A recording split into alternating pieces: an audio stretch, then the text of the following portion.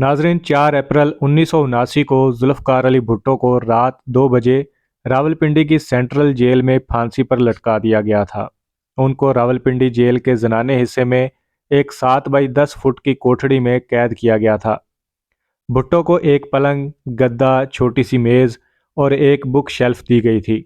बगल में एक छोटी सी कोठड़ी थी जहां उनके लिए एक कैदी खाना बनाता था। हर 10 दिन बाद वो कैदी बदल दिया जाता था ताकि उसको भुट्टो से उनसियत ना हो जाए। कभी कभी भुट्टो के दोस्त और दांतों के मशहूर डॉक्टर डॉक्टर नियाजी उनके लिए खाना भेजा करते थे। भुट्टो की ज़िंदगी पर किताब लिखने वाले मुसन्निफ सलमान तासीर, जिनका बाद में कत्ल कर दिया गया था, अपनी किताब भुट्टो में लिखते हैं, शुरू के दिनों में भुट्टो जब बैतुल खला जाते थे तो एक सिक्योरिटी गार्ड वहाँ भी उनकी निगरानी करता था। भुट्टो को ये बात इतनी नापसंद थी कि उन्होंने तकरीबन खाना खाना बंद कर दिया था ताकि उन्हें बैतुल खला जाने की ज़रूरत ही ना पड़े। कुछ दिन बाद इस तरह की सख्त निगरानी बंद कर दी गई थी और उनके लिए कोठड़ी के बाहर अलहदा एक बैतुल खला बनवा दिया गया था। भुट्टो को जेल के अंदर पढ़ने की आज़ादी थी। आखिरी दिनों में वो चार्ल्स मिलर की खैबर, रिचर्ड निक्सन की सवाने उमरी, जवाहरलाल नेहरू की डिस्कवरी ऑफ इंडिया और सदीक सालेह की विटनेस टू सरेंडर का मुताले कर रहे थे। पंजाब हुकूमत के जलाद तारा मसीह को भुट्टो को फांसी देने के लिए लाहौर से बुलाया गया था। उनका ये काम जद्दी पुश्ती था। उनका खानदान महाराजा रंजीत सिंह के ज़माने से फांसी देने का काम कर रहा था। उस वक्त मसीह की तनख्वाह 375 रुपये माहाना थी और हर फांसी देने पर उन्हें इजाफी 10 रुपये मिलते थे। जेल में रहते हुए भुट्टो मुसलसल अपने मसूड़ों में दर्द से बेहद परेशान थे। उनमें पिस भी पड़ गई थी। एक बार जब जेल के अंदर डॉक्टर नियाजी एक लालटेन की रोशनी में उनके दांतों का मुआयना कर रहे थे तो भुट्टो ने उनके साथ मजाक किया, तुम भी मेरी तरह से बदकिस्मत हो। तुम्हारे क्लिनिक में एक हसीन लड़की तुम्हारी मदद कर रही होती है और यहाँ मदद करने के लिए एक कैदी मिला है। बेनज़ीर भुट्टो 2 अप्रैल 1979 की सुबह अपने बिस्तर में लेटी हुई थीं। तभी अचानक उनकी वालदा नुसरत भुट्टो कमरे में ये कहते हुए दाखिल हुई, पिंकी, घर के बाहर जो फौजी हैं वो कह रहे हैं हम दोनों को आज ही तुम्हारे वालिद से मुलाकात करने जाना पड़ेगा। इसका क्या मतलब है? बेनज़ीर अपनी सवाने उम्री डॉटर ऑफ द ईस्ट में लिखती हैं, मुझे मालूम था इसका मतलब क्या है। मेरी वालदा को भी मालूम था, लेकिन हम दोनों उसको कबूल नहीं कर पा रहे थे।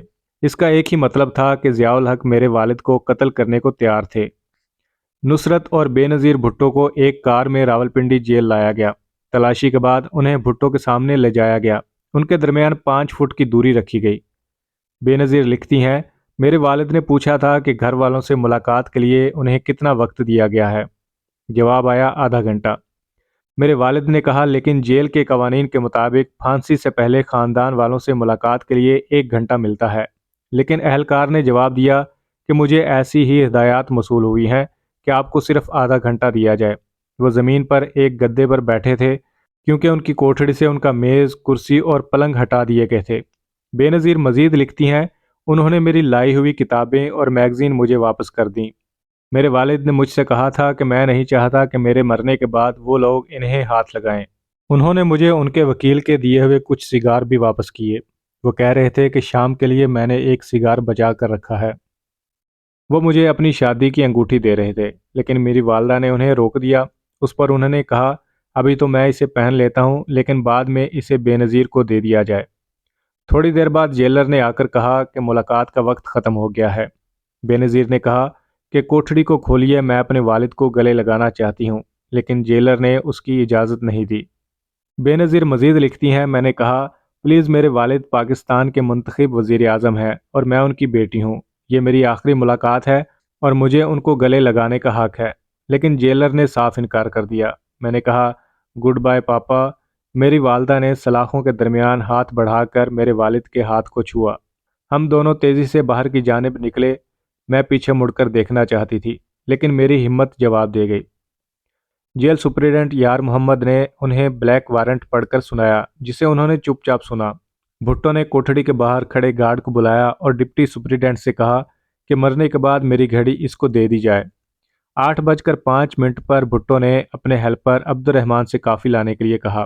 उन्होंने रहमान से कहा कि अगर मैंने तुम्हारे साथ कोई बदसलूकी की हो तो उसके लिए मुझे माफ़ कर देना। सुप्रीम कोर्ट की जानिब से उनकी रहम की अपील मुस्तरद किए जाने के बाद उनका रेजर इसलिए वापस ले लिया गया था कि कहीं वो उससे खुदकुशी न कर लें।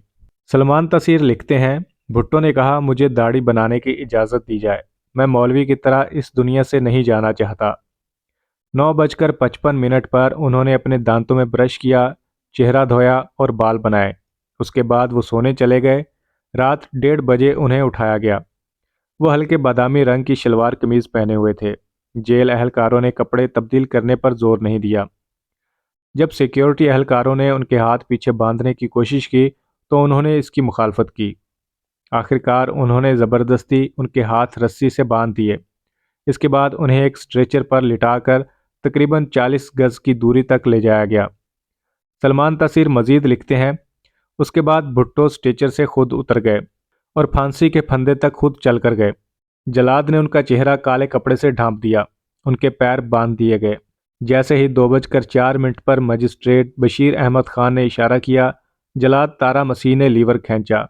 भुट्टो के आखिरी अल्फाज थे, फिनिश इट।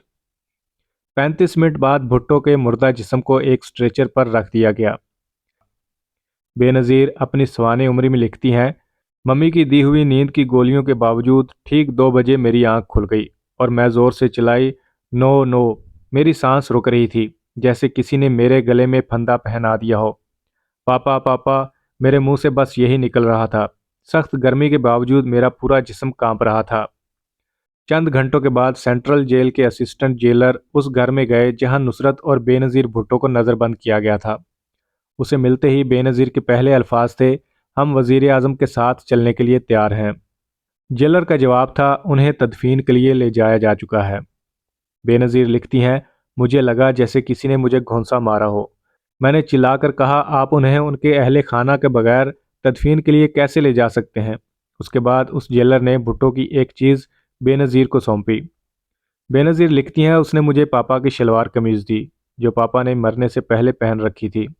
फिर उसने एक टिफ़िन बॉक्स दी जिसमें उन्हें गुज़श्ता 10 दिनों से खाना भेजा जा रहा था जिसे वो खा नहीं रहे थे।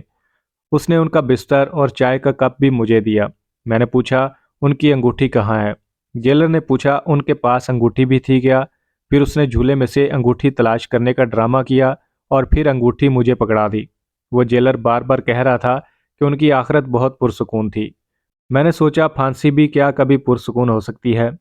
बेनज़ीर के ख़ानदान के मुलाजिम बशीर की निगाह जैसे ही भुट्टो के शलवार कमीज़ पर पड़ी, वो चिल्लाने लगा, या अल्लाह या अल्लाह, उन्होंने हमारे साहब को मार दिया।